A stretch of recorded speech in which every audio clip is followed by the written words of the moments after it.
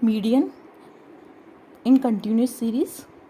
सबसे पहले आपको क्लास इंटरवल और फ्रीक्वेंसी क्वेश्चन के अंदर गिवन होंगी। आपको कंटिन्यूस सीरीज की बात हो रही है तो जो क्लास इंटरवल गिवन होंगी, अदरवाइज डिस्क्रीट सीरीज की बात होती है तो आपको एक पॉइंट मिलता है, जैसे आपको एक्स दे दिया जाता है, एक्स गिवन होता है तो वो आपको डिस्क्रीट सीरीज की बात होती है।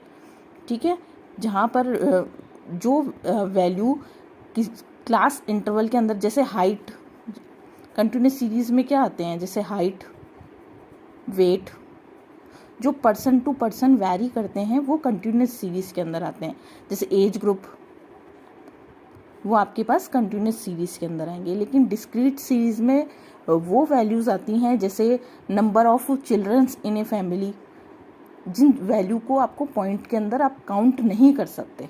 जैसे बच्चों को आप ये नहीं बोल सकते कि 4.5 बच्चे हैं, ठीक है, या नंबर ऑफ रोड एक्सीडेंट, वो वैल्यूज़ जो होती हैं वो आपके डिस्क्रीट सीरीज में आती हैं। अदरवाइज जो भी पर्सन टू पर्सन वेरी करती हैं वो आपके पास कंटिन्यूस सीरीज में आती हैं, मतलब जिनकी वैल्यूज़ चेंज होती रहती है। आप उनकी वैल्यूज़ को लिखते जाओ, वो कभी ख़त्म नहीं होंगी, हाइट, वेट, एज। लेकिन जो आप वैल्यूज़ पॉइंट में कंसीडर नहीं कर सकते वो डिस्क्रीट सीरीज के अंदर आती हैं। इसी तरीके से अपन ने सबसे पहले क्लास इंटरवल और फ्रीक्वेंसी ले ली है, 0 से 10, 10 से 20, 20 से 30, 30 to 40, 40 to 50, और उसके करेस्पॉन्डिंग फ्रीक्वेंसी हैं। ये क्वेश्चन पेपर में दोनों वैल्यूज़ गिवन होती हैं, क्लास इंटरवल और फ्रीक्वेंसी। सबसे पहले मीडियन के अंदर आपके पास काम क्या है, आप क्यूमुलेटिव फ्रीक्वेंसी यानी कि CF फाइंड आउट करोगे। जैसे जिगजैग, अगर आप लोगों ने इससे प्रीवियस वीडियो मेरा देखा होगा तो उसमें मैंने आपको क्यूमुलेटिव फ्रीक्वेंसी निकालना बताया है, अगर जिसने नहीं देखा है वो देख सकते हैं। सबसे पहले जिगजैग ऑर्डर में आप क्यूमुलेटिव फ्रीक्वेंसी निकालेंगे। जैसे सबसे पहले वैल्यू यहाँ पर 5 लिखी हुई है तो ये 5 आपने इसके सामने लिख दी है। देन